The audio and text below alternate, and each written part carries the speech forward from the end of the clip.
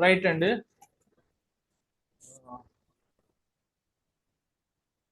Coming to the another important topic in IS 105 is the Dock Workers Safety, Health and Welfare Act 1986. Dock workers అంటే ఏంటంటే ships మీద, mini ships మీద, cargo ships మీద పనిచేసే workers కి ఏ రకమైన health, safety, welfare amenities provide చేయాలి అన్నది మన టాపిక్. చూసారు, ఇది కార్గో షిప్ అని అంటారు, దీన్ని క్రావెలర్ క్రేన్ అని అంటారు. Coming to this is the cargo. Cargo అంటే cargo is intended for export and import. ఏదైనా మెటీరియల్ ఎక్స్పోర్ట్ చేయాలన్నా, ఏదైనా మెటీరియల్ ఇంపోర్ట్ చేయాలన్నా ఈ పర్టికులర్ షిప్స్ లో కార్గోస్ వాడతారు. ఈ కార్గో షిప్స్ అని అంటారు. ఓకే, ఇప్పుడు ఈ పర్టికులర్ డాక్ వర్క్ మీద వర్కర్స్ ఉండే హెల్త్, సేఫ్టీ, వెల్ఫేర్ ఎమ్యూనిటీస్ ఏంటన్నది మనం చదువుకుందాం. కమింగ్ టు ది పాయింట్స్, ఇందులో this topic will contain 4 important points. First point is a short title, extent, commitments and application. Coming to the second point, important definitions. These are important definitions. Coming to the third point, inspectors ante evaru. Coming to the fourth point, power of the inspectors enti. Okay, చూడండి, ఇప్పుడు ఒక question, మన ఆంధ్రప్రదేశ్లో how many state government organization port, how many central government organization ports, ఎవరైనా చెప్పగలరా?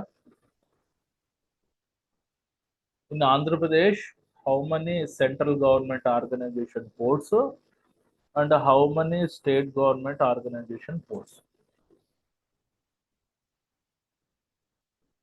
చూడండి, central government organization port Visakhapatnam major port, state government operation ports Krishnapatnam port మన Nellore district దగ్గర ఉంది, and Gangavaram port Visakhapatnam district లో ఉంది. ఈ రెండు state government authorization ports. Central government authorization port అన్నది Visakhapatnam main document.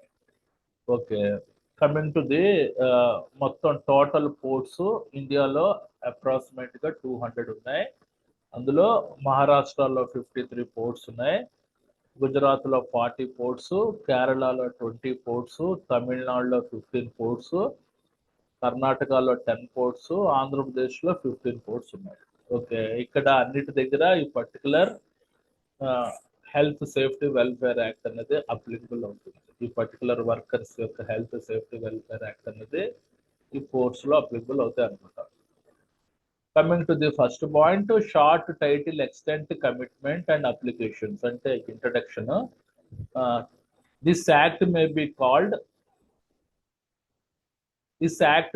Called dock workers safety, health, welfare act 1986. దీన్ని dock workers safety, health, welfare act 1986 లో ఎస్టాబ్లిష్మెంట్ అయింది. ఓకే, అంటే ఈ పర్టికులర్ చట్టం 1986 లో వచ్చిందనమాట, పొందుపరిచింది.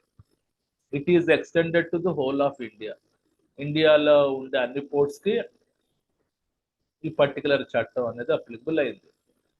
It shall come into the force on such date as the central government may by notifications in the official gazette appointed. ఇది central government యొక్క అధికార ప్రకటన ద్వారా, నోటిఫికేషన్స్ ద్వారా, సంస్థ యొక్క అధికార ప్రకటన మరియు ప్రకటన ద్వారా ఈ రూల్స్ అన్ని పబ్లిష్ అయ్యాయి అని అంటున్నాడు. Coming to the, it shall not apply to the any ship of war or any nationality. ఇది చూడండి, ఇండియన్ నేవీ వాళ్ళు ఉపయోగించే షిప్లకి ఈ రూల్స్ అప్లికబుల్ కావు.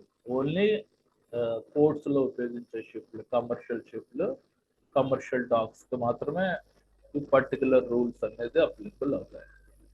ఓకే, ఇది introduction point.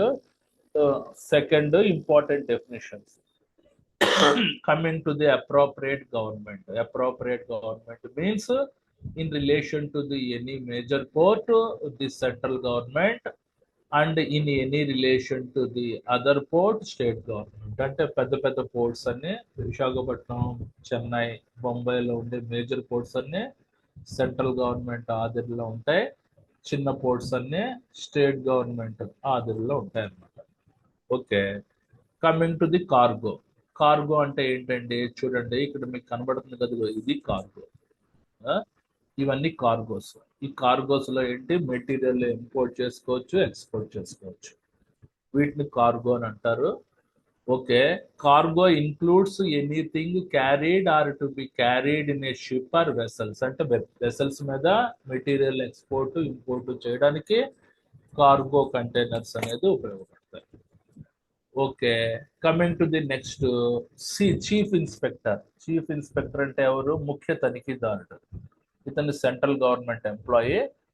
Chief inspector means the chief inspector of dock safety appointed under subsection 1 of section 3. అంటే duck యొక్క భద్రత గురించి మనం తనిఖీ చేయడానికి ఈ ముఖ్య తనిఖీదారుని సెంట్రల్ గవర్నమెంట్ అనేది అపాయింట్ చేస్తారు. వీళ్ళని చీఫ్ ఇన్స్పెక్టర్ అని అంటారు. Coming to the next, the dock work. Dock work అంటే ఏంటి? Means any work in or with in the vicinity of any port in accordance with or require for incidental to loading, unloading, movement or storage of the cargoes into or from the ship or other vessels, port, dock, storage place or landing place and includes. అంటే dock work అంటే ఏంటి? Means any విన్సిటీ of the port. అంటే port దగ్గర ఉన్న, port లో అయినా port దగ్గరలో ఉండే ప్రదేశం అయినా అయి ఉండొచ్చు. In connection with or required for the incidental. అంటే ఏదైనా కార్గోలు. ఇన్సిడెంటల్ అంటే ఏంటి? సంభవించడం.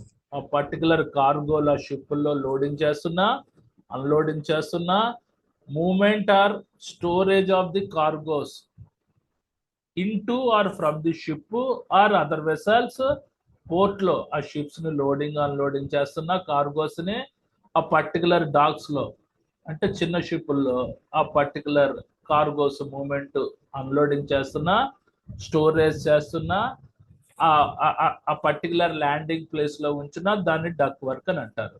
అంటే which includes work in a connection with preparation of ships or other vessels for receipt or discharge of the cargoes for leaving port. అంటే ఆ particular ship building activities, అంటే ఆ particular ships fabrication అవుతున్నా, ఆ particular ships cargos ని పట్టుకెళ్ళడానికి, దించడానికి అవకాశం ఉండే పని ఉన్నా దాన్ని డక్ వర్క్ అని అంటారు. అంటే ఎనీ కార్గో కాదు, any ship or dock fabrication activities జరుగుతున్నా దేనికోసం? On receipt or discharge of the cargoes. అంటే కార్గోస్ ని తీసుకెళ్ళడానికి, రిసీవ్ చేసుకోవడానికి సంబంధించిన టాస్క్ అవుతున్నా దాన్ని డక్ వర్క్ అని అంటారు. Coming to the second, chipping, painting or cleaning of any hold, tank, structure or lifting machinery or any other storage area in the board, the ship or in the docks.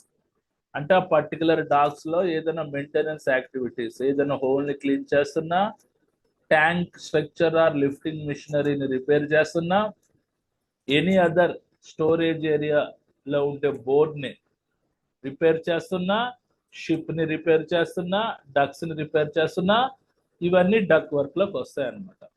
అంటే particular duck, ఆ particular dock అంటే మన preparation, అంటే తయారు చేస్తున్నప్పుడు, అంటే fabrication activities particular ship కానీ duck కానీ ఫ్యాబ్రికేషన్ చేస్తున్న డక్ వర్క్ లో వస్తుంది. ఆ పర్టికులర్ డక్ కానీ షిప్ కానీ మెయింటెనెన్స్ చేస్తున్నా కూడా అది డక్ వర్క్ లోకే మనకి ఇంక్లూడ్ అవుతుంది. అది డక్ వర్క్ అంటే. Okay, coming to the next, dock worker. Dock worker అంటే means a person employed or to be employed directly or by through any agency, including a contractor, with or without knowledge of the principal employer, whether remuneration or not on dock work. అంటే ఇతను ఒక వ్యక్తి, అతను direct గా employment అయినా అవ్వచ్చు, లేకపోతే sub contract employee అయినా అవ్వచ్చు, with or without knowledge of principal employer. ఇక్కడ ప్రిన్సిపల్ ఎంప్లాయర్ అంటే ఎవరు? ప్రధాన యజమాని. అంటే వాళ్ళ బాస్ ఎవరు అతనికి తెలిసి ఉండకపోవచ్చు, తెలియకపోయి ఉండొచ్చు. వెదర్ రెమ్యునరేషన్ ఆర్ నాట్ అంటే శాలరీ తీసుకుంటున్నా లేకపోతే అప్రెంటిషిప్ వర్క్ చేస్తున్నా ఆ పర్టికులర్ డక్ వర్క్ లో వాడిని డక్ వర్కర్ అని అంటాడు. ఓకే. అంటే కొంతమంది పని నేర్చుకోవడానికి వెళ్తుంటారు అప్రెంటిషిప్ కోసం, వాళ్ళకి ఏ రకమైన శాలరీస్ ఇవ్వరు, మామూలు వాళ్ళకి శాలరీస్ ఇస్తారు. తర్వాత ఎంప్లాయ్ అంటే ఎవరు? వర్కర్. అంటే కొద్దిగా మిడిల్ స్టేజ్ లో ఉండే వర్కర్ ని ఎంప్లాయ్ అని అంటారు. In relation to the dock worker means the person by which he is employed or is to be employed on the duck work whether remuneration or not. అంటే ఇతను కూడా duck work లో include అయి ఉంటాడు, ఇతను supervisor చేస్తుంటాడు, ఇతన్ని direct గా మేనేజ్మెంట్ రిక్రూట్ చేసుకున్నా లేకపోతే సబ్ కాంట్రాక్టర్ రిక్రూట్ చేసుకున్నా శాలరీ తీసుకుంటున్నా లేకపోయినా అతన్ని ఎంప్లాయీ అని అంటారు. ఇతను కూడా ఒక డక్ వర్కరే. అదైన తర్వాత ప్రిన్సిపల్ ఎంప్లాయర్ అంటే ప్రధాన యజమాని. ప్రిన్సిపల్ ఎంప్లాయర్ అంటే ఎవరు? ప్రధాన యజమాని. In relation to the dock worker, employed or to be employed by or through any agency including contractor means the person in connection with those work and he is employed or is to be employed by such agency. ఓకేనా? అంటే principal employer అంటే ప్రధాన యజమాని. In relation to the dock worker, ఇతను కూడా employing through agency, contractor ద్వారా ఇతను recruit అవ్వచ్చు. Means a person in connection with those work, he is employed or to be employed by such agency. ఇతను principal employer ని ప్రధాన యజమాని అని అంటారు. మీకు డెఫినేషన్స్ ఏవో చిరాక్ అనిపిస్తే just you have to use your own language. Okay, don't worry. అంటే యాజ్ ఇట్ ఈస్ గా రాయగలిగితే రాగండి, లేకపోతే దట్ డజంట్ బెటర్. కాకపోతే హెడ్డింగ్స్ మాత్రం గుర్తుపెట్టుకోండి. ఏంటి headings? Chief inspector, dock work, appropriate government, cargo, ఇవి గుర్తుపెట్టుకోండి. Just you have to use your own language. అదైన తర్వాత రెగ్యులేషన్. తమ్ముడు, రెగ్యులేషన్ అంటే ఏంటి? నియంత్రించడం. Means a regulation made under this act. ఇందులో ఈ పర్టికులర్ నియంత్రణలో కొన్ని చట్టాలు చేయబడి ఉన్నాయన్నమాట. దీన్ని రెగ్యులేషన్ అని అంటారు. Coming to the next, inspectors అంటే ఎవరు? ఆల్రెడీ సెంట్రల్ గవర్నమెంట్ ఎంప్లాయీస్, వీళ్ళ గురించి చెప్పాను. Inspector, the appropriate government by notification in the official gazette appoint such person as things fit to be chief inspector of dock safety and such persons as things fit to be inspectors subordinates to the chief inspector for the purpose of this act at such ports may be specified in the notification. అంటే ఇలాంటి ports లో, major ports లో, specifically మన central government authorization ports లో inspectors ఉంటారన్నమాట. ఆ particular inspectors సరైన వ్యక్తిని, అంటే చీఫ్ ఇన్స్పెక్టర్ కింద సరైన వ్యక్తిని సెలెక్ట్ చేయాలి. అతనికి మంచి క్వాలిఫికేషన్ ఉండాలి, ప్లస్ ఎక్స్పీరియన్స్ ఉండాలి. కాంపిటెంట్ పర్సన్ ని, థింగ్స్ ఫిట్ అయ్యే వ్యక్తిని చీఫ్ ఇన్స్పెక్టర్ కింద రిక్రూట్ చేస్తారు. యాజ్ వెల్ యాజ్ ఉంటారు కిందన అతని కిందన పనిచేసే ఇన్స్పెక్టర్స్ కూడా క్వాలిఫైడ్ పర్సన్స్ అయి ఉంటారు. వీళ్ళందరూ సెంట్రల్ గవర్నమెంట్ ఎంప్లాయీస్. వాళ్ళు ఈ పర్టికులర్ చీఫ్ ఇన్స్పెక్టర్ కింద పర్టికులర్ ఇన్స్పెక్టర్స్ టాస్క్ ఎగ్జిక్యూట్ చేస్తూ ఉంటారు. ఓకే, అది. Coming to the second, the chief inspector shall also exercise the power of inspectors. అంటే ఆ ముఖ్య తనిఖీదారుడు, చీఫ్ ఇన్స్పెక్టర్, ఆ పర్టికులర్ ఇన్స్పెక్టర్స్ కి ఏ రకమైన పవర్స్ ఉండాలి అన్నది ఎక్సర్సైజ్ చేస్తాడు అనమాట. అంటే మనకి డిసైడ్ చేస్తాడు అని. Coming to the third point, the chief inspector and all inspectors shall be deemed to be public servants with in the meaning of Indian penal code. అంటే ఈ పర్టికులర్ చీఫ్ ఇన్స్పెక్టర్స్ అందరూ public servant కింద పరిగణించబడుతున్నారు as per penal code 45 of 1860 అనుగుణంగా. ఇది inspector సంబంధించి. తర్వాత powers of inspectors, అంటే ఇన్స్పెక్టర్స్ యొక్క అధికారాలు ఏంటి, ఇది ఇంపార్టెంట్. ఇందులో 8 పాయింట్లు ఇచ్చాను, ఇది జాగ్రత్తగా రాయండి. పవర్స్ ఆఫ్ ఇన్స్పెక్టర్ అంటే any inspector may at any port for which is appointed. ఓకేనా? ఏంటి వాడి యొక్క పవర్స్, అధికారాలు ఏంటి? Enter with such assistance if any has things fit any ship, dock, warehouse or other premises where any duck work is being carried on, or whether he has the reason to believe that any duck work is being carried on. అంటే ఆ particular duck inspector అతను సంబంధించిన assistance అంటే సహకారం అందించే వాళ్ళు వీళ్ళందరూ సరిపడేటట్టు ఉండాలి. వీళ్ళు ఆ పర్టికులర్ పోర్ట్లో any ship, dock, warehouse, other ప్రిమిసెస్కి వెళ్ళి తనిఖీ చేసే అధికారం వీళ్ళకు ఉంది. అక్కడ ఏదైనా డక్ వర్క్ అవుతుందంటే ఆ ప్రదేశానికి ఈ టీం వెళ్ళి తనిఖీ చేసే అధికారం ఉందన్నమాట. వీటినే ఇది first power. Okay, coming to the second అంటే చూడండి, ఎంటర్ విత్ సచ్ అసిస్టెన్స్ అంటే ఆ పర్టికులర్ డక్ ఇన్స్పెక్టర్ అతని క్రిందన అధికారులు కలిపి ఈ థింగ్స్ ఫిట్ అంటే సరిపడే వ్యక్తి అయి ఉండాలి. అతను ఆ పర్టికులర్ షిప్ లో కానీ, డక్ లో కానీ, వేర్ హౌస్ లో కానీ, అదర్ ప్రిమిసెస్ ఏ ప్రాంతాలకైనా వెళ్ళి ఎక్కడైతే డక్ వర్క్ అవుతుంది, డక్ మెయింటెనెన్స్ వర్క్ అవుతుంది, డక్ ఫ్యాబ్రికేషన్ అవుతున్న ప్రదేశాలకు వెళ్ళి తనిఖీ చేసే అధికారం ఈ ఈ పర్టికులర్ మన డక్ ఇన్స్పెక్టర్ కి ఉంది అని అంటున్నాడు. కమింగ్ టు ది నెక్స్ట్ చూడండి, make examination of ship, docks, lifting machinery, cargo gear, staging, transport equipment, warehouse or other premises used or to be used for any dock work. అంటే close గా examine చేయొచ్చు, ఆ particular ship ని examine చేయొచ్చు, ఆ duck ని examine చేయొచ్చు.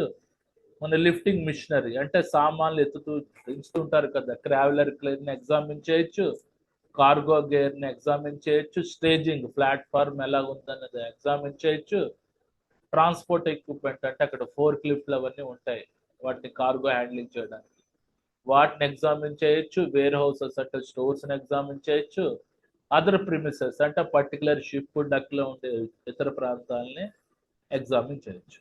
Used or to be used for any dock work.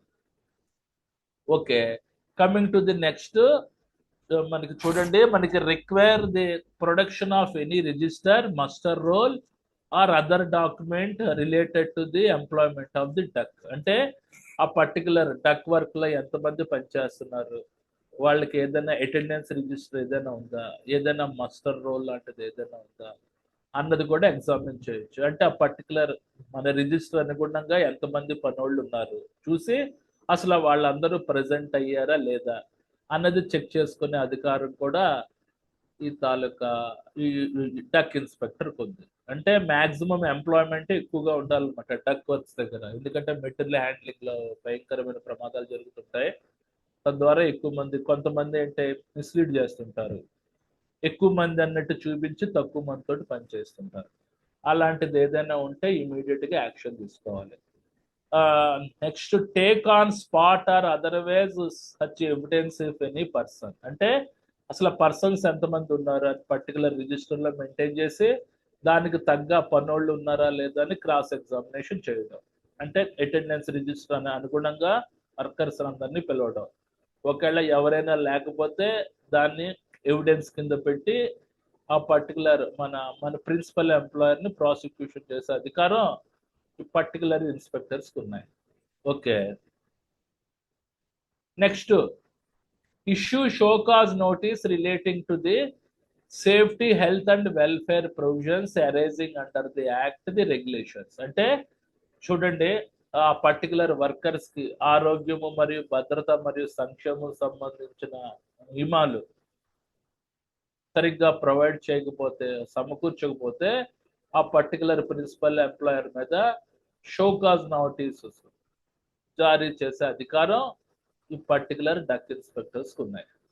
Next, hold an enquiry into the causes of any accident which he has reason to believe that was the result of collapse or failure of lifting machinery, transport equipment, staging or non compliance with any provision of this act. అంటే suppose dock లో handling చేస్తున్నప్పుడు, material handling చేస్తున్నప్పుడు మనకి ఏదైనా ప్రమాదం జరిగి ఎవరైనా చనిపోయారు అనుకోండి, ఇమీడియట్ గా ఒక ఎంక్వైరీ వేయచ్చు.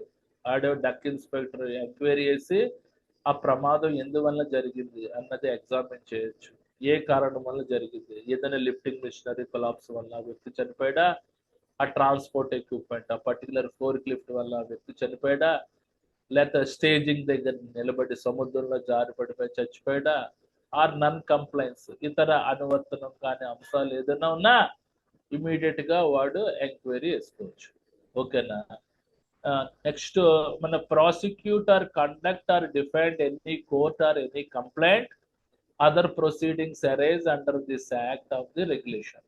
అంటే ఏంటి, ప్రాసిక్యూట్ అంటే క్రాస్ ఎగ్జామినేషన్ చేయడం, కండక్ట్ అంటే ఏంటి, కండక్ట్ అంటే ప్రవర్తన.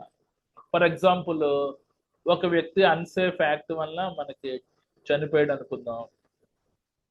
అన్సేఫ్ యాక్ట్ వల్ల చనిపోతే వాళ్ళ తాలూకా మన డిపెండెంట్స్ క్లెయిమ్ చేశారు కోర్టులో, మాకు ఈ తాలూకా మేనేజ్మెంట్ కాంపన్సేషన్ ఇన్సూరెన్స్ ప్రొవైడ్ చేయలేదని.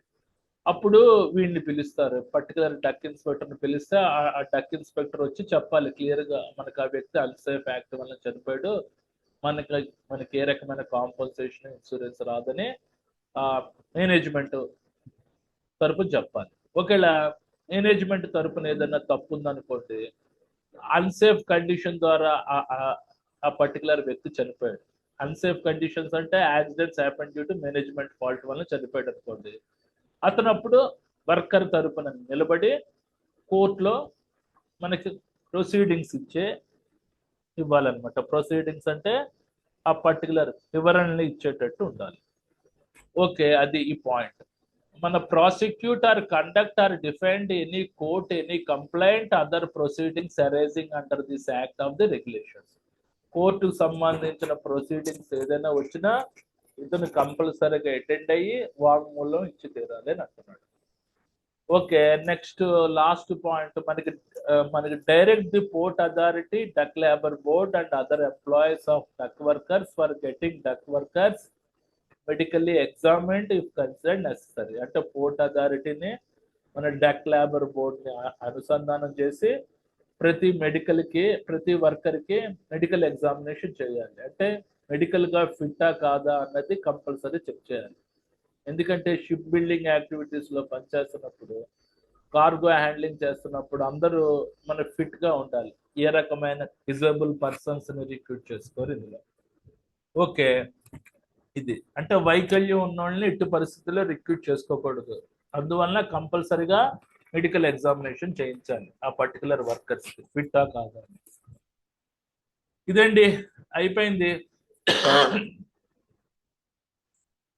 ఇంకేమైనా డౌట్స్ ఉన్నాయా? ఇది ఈజీయే కంపేర్ టు ప్రీవియస్ టాపిక్. అంటే షార్ట్ టైటిల్ కన్విన్స్మెంట్ అని చెప్పి 4 పాయింట్స్ రాయండి, ఈజీయే.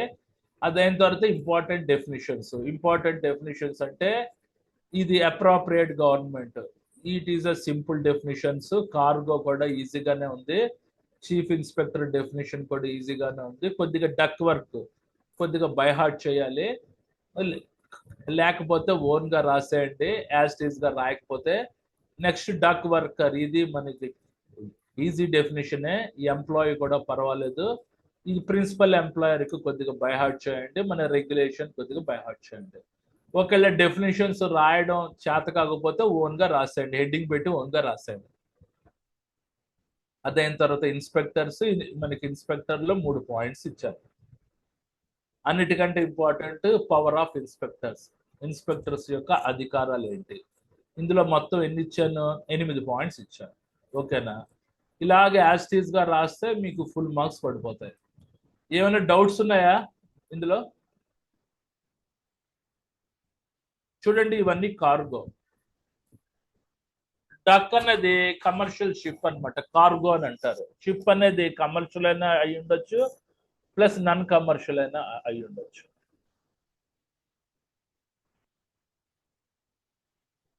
ఇవి ఓకే. చూడండి, ముందు టాపిక్ లోకి వెళ్తున్నాను. ముందు టాపిక్ లో కొద్దిగా మనకు చాలా మందికి డౌట్లు వచ్చాయి.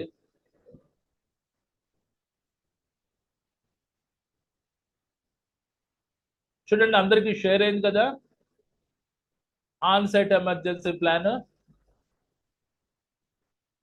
Yes sir no? ఓకే. ఇది చూడండి, ఆన్ సైట్ ఎమర్జెన్సీ ప్లాన్ లో if you able to write this CIMAH rules it is okay. Otherwise, if you feel any difficulty for writing this particular CIMAH rules, you better to write this PPT. CIMAH rules రాయడం కష్టంగా ఉంది అనుకుంటే దాని related points simple format లో ఇచ్చాను, clear గా ఇచ్చాను.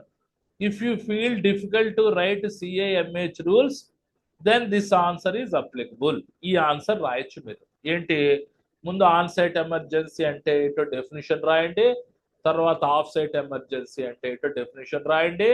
Some important points in on site emergency plan. ఏంటి, on site emergency plan contain, చూడండి important points: site plan, topographic plan.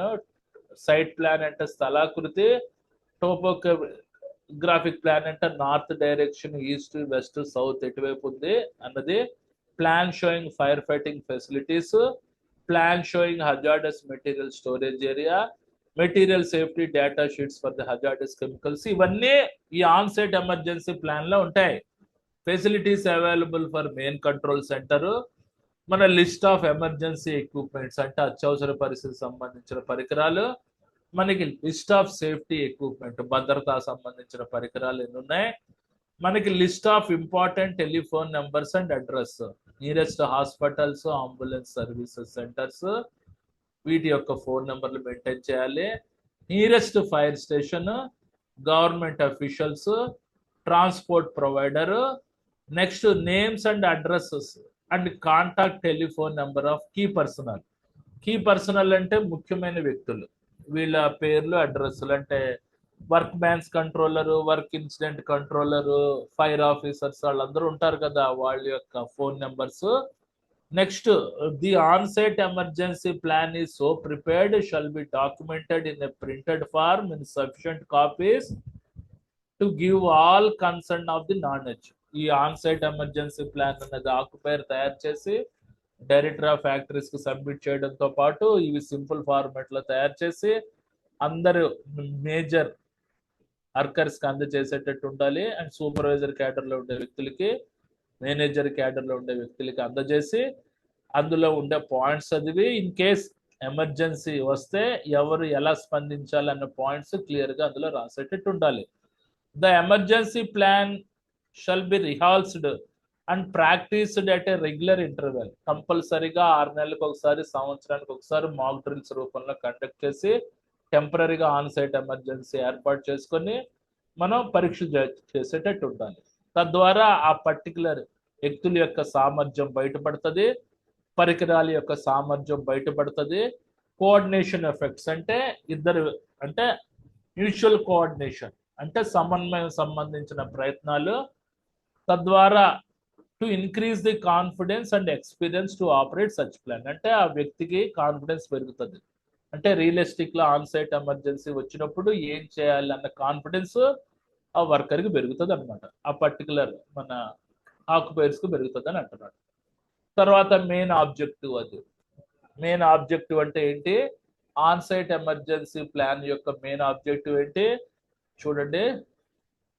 The main objective of on-site emergency plan to control and contain the incident and accident if possible, or eliminate, or second, to minimize the effects of the incident or person on property and environment. అంటే ఆ ప్రమాదకరమైన సంఘటన కానీ ప్రమాదం కానీ వీలైనంత వరకు తగ్గించేటట్టు లేకపోతే ఎలిమినేట్ చేసేటట్టు ఉండాలి.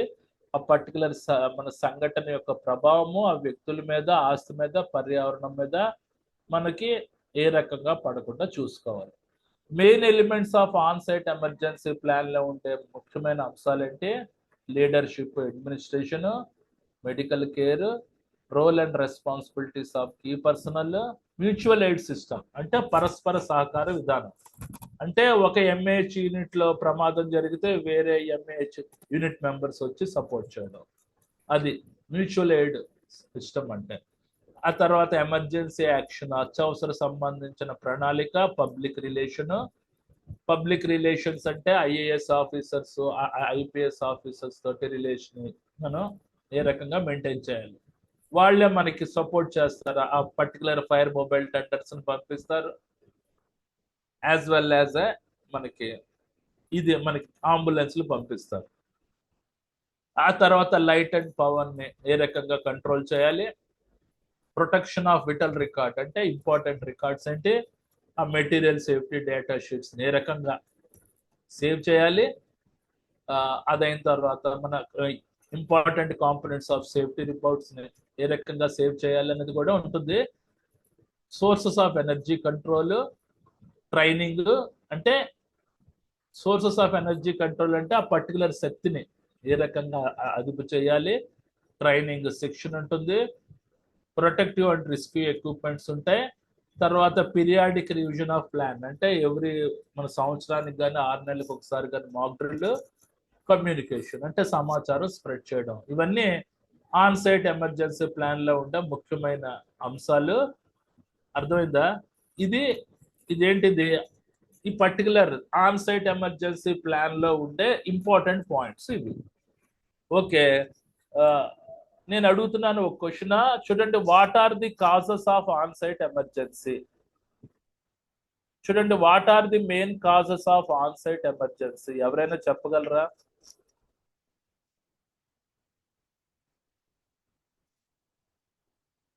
ఏమండి, ఎవరు చెప్పలేకపోతున్నారు? క్వశ్చన్ అడుగుతున్నానండి, what are the main causes of on site emergency? On site emergency అవడానికి కొన్ని ముఖ్యమైన కారణాలు చెప్పండి.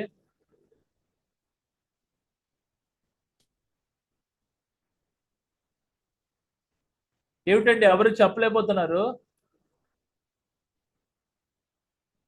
అసలు నేను చెప్తున్నా అందరికీ అర్థమవుతుందా?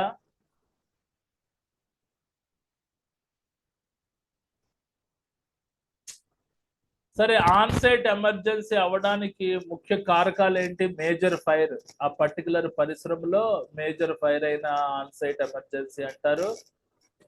ఎవరో చెప్పారు, పూర్ హౌస్ కీపింగ్. అదే పూర్ హౌస్ కీపింగ్ ద్వారా మేజర్ ఫైర్ వస్తే దాన్ని ఆన్ సైట్ ఎమర్జెన్సీ అంటారు. హౌస్ కీపింగ్ అంటే బాబు, హౌస్ కీపింగ్ వలన ఆన్ సైట్ ఎమర్జెన్సీ రాదు. మేజర్ ఫైర్ వచ్చినప్పుడు ఆన్ సైట్ ఎమర్జెన్సీ అంటారు. తర్వాత మేజర్ కెమికల్స్ స్పిల్స్ అంటే పెద్ద మోతాదులో రసాయనాలు వెలిగిపోయినా, టాక్సిక్ కెమికల్స్, విషపూరితమైన కెమికల్స్, ఫ్లామబుల్ కెమికల్స్ వెలిగిపోయినా ఆన్ సైట్ ఎమర్జెన్సీ అంటారు. వెహికల్ క్రాష్, ఆ పర్టికులర్ ఫ్యాక్టరీ ప్రిమిసెస్ లో 2 వెహికల్స్ గుద్దుకొని ఎక్స్ప్లోజన్స్ జరిగిన ఆన్ సైట్ ఎమర్జెన్సీ అని అంటారు. సెబటైజ్ అంటే విద్రోహుల చర్య, ఎవరైనా మనకి టెర్రరిస్టులు వచ్చి ఆ పర్టికులర్ ప్లాంట్ లో బాంబులు పెట్టి పేల్చేసిన దాన్ని ఆన్ సైట్ ఎమర్జెన్సీ అని అంటారు. ఏదైనా ఎర్త్ క్విక్ వచ్చి న్యాచురల్ డిజాస్టర్స్ వచ్చినా కూడా దాన్ని ఆఫ్ సైట్ ఎమర్జెన్సీ అంటారు. ఓకే, ఇవి కొన్ని ముఖ్య కారకాలు ఆన్ సైట్ ఎమర్జెన్సీ అవడానికి ముఖ్యమైన causes: major fire, major explosions, major chemical spills, sabotage, తర్వాత ల్యాండ్ కొలాప్స్, బాంబ్ థ్రెట్, ఉన్న పళ్ళంగా పవర్ ఫెయిల్యూర్ అవడం, ఇవన్నీ కొన్ని ఆన్ సైట్ ఎమర్జెన్సీ యొక్క ముఖ్యమైన కాజెస్ లోకి వస్తాయి. రైట్ అండి, అయిపోయింది. మీరు ఇంకా ఈ తాలూకా సిఐఎంఏహెచ్ రూల్స్ గురించి మర్చిపోండి. ఏం తమ్ముడు, ఇవి ఎలాగో మీరు రాయలేరు, అది కాంపిటేటివ్ పర్సన్స్ మాత్రమే రాయగలరు ఇది ఈ సిఐఎంహెచ్ రూల్స్ గురించి మర్చిపోయి ఈ ఆన్ సైట్ ఎమర్జెన్సీ ప్లాన్ అని అడిగితే మీరు ఈ పాయింట్స్ రాసేయండి చాలు. On site emergency, off site emergency definitions, some important points in on site emergency plan లో ఉన్న పాయింట్స్ రాసేయండి. Main elements of on site emergency plan రాయండి, ఆబ్జెక్టివ్స్ రాయండి చాలు. మీరు రాశారంటే అట్లీస్ట్ 60 to 70% మార్క్స్ స్కోర్ చేసుకోవచ్చు. సిఏఎంహెచ్ రూల్స్ మీరు మీరు రాయగలిగితే రాయండి, లేకపోతే లేదు, యాజ్ యూ విష్. ఓకే, ఇంకేమైనా డౌట్స్ ఉన్నాయా? చూడండి ఐఎస్ 105. చెప్పండి sir. Sir, institute provided material, that matter you were telling, your prepared telling matter is same, sir? Same అనండి ఆల్మోస్ట్. అంటే మన బుక్ ఫార్మాట్ లో ఉండే మెటీరియల్ ని కొద్దిగా అడ్జస్ట్మెంట్ చేసి అబ్లాక్ చేస్తాను నేను అనమాట, ఎక్స్పాన్షన్ చేస్తాను, అంతే తేడా. Sir, you will tell important questions, sir, before the 2 months of the examination. That will come in exam must, sir. Maybe only I will give the 50% marks assurance only. 50% marks assurance అయితే నేను ఇవ్వగలను. 80కి 40 marks అంటే 80కి 40 marks assurance అయితే ఇవ్వగలను. Full assurance marks 50% marks questions will come in exam, sir. రావడానికి scope ఉంది 100%. ఓకేనా? Don't worry.